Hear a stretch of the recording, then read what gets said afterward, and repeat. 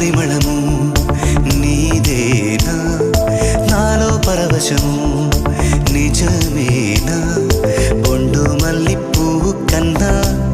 తేలికగు నీ సోకు రెండు కళ్ళు మూసుకున్నా